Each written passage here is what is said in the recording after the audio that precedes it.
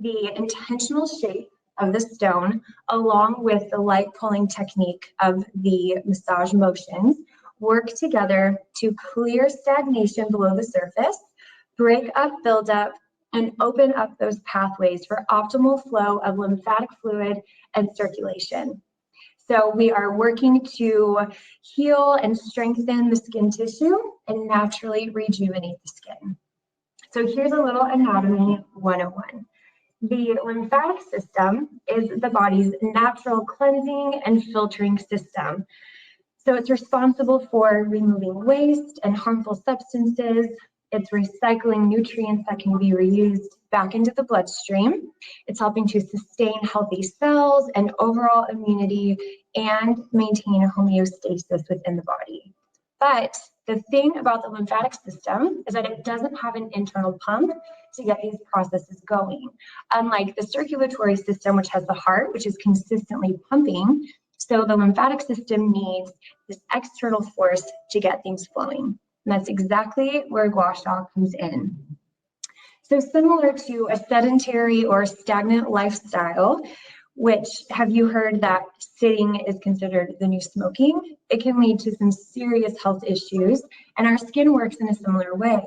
So when lymphatic fluid is stagnant and becomes blocked, it slows down those processes and can lead to serious health issues and the decline of the health of cells in the skin, leading to signs of aging, like sagging skin, those deep depressions and fine lines, discoloration, inflammation, and sensitivities.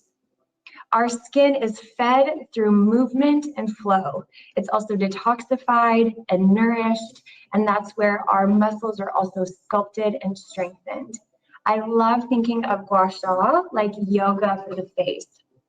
Plus, the slow, repetitive, rhythmic motions also help to support stress levels by engaging our parasympathetic nervous system. So it helps to really promote deep relaxation so that the body can focus on its restorative work of repairing health and homeostasis. And of course, Gua Sha helps to boost blood flow, bringing much needed circulation, oxygen, and nutrients to the skin. So with this facial tool, we are feeding the skin from within. So with Gua Sha, combined with a healthy lifestyle, of course, we are able to treat and heal the skin by supporting the systems below the surface. So with a consistent Gua Sha routine at home, you can expect to see results such as detoxifying, depuffing, minimizing blackheads, congestion, breakouts, minimizing discoloration from past acne scarring, sun damage, softening the look of fine lines and wrinkles, sculpting facial muscles, relieving tension from muscle tightness, and just promoting an overall healthy appearance for the skin. So we just covered a lot about all the benefits and the beautiful work that this stone can do for the skin and for your overall well-being. However, there are a couple instances where you want to avoid specific areas or even set your Gua Sha stone aside for a season. So a couple contraindications for Gua Sha would be the following. So while we believe that Gua Sha is better than Botox, which if you haven't read our latest blog post yet, you should check it out. It's on purelifeblog.com.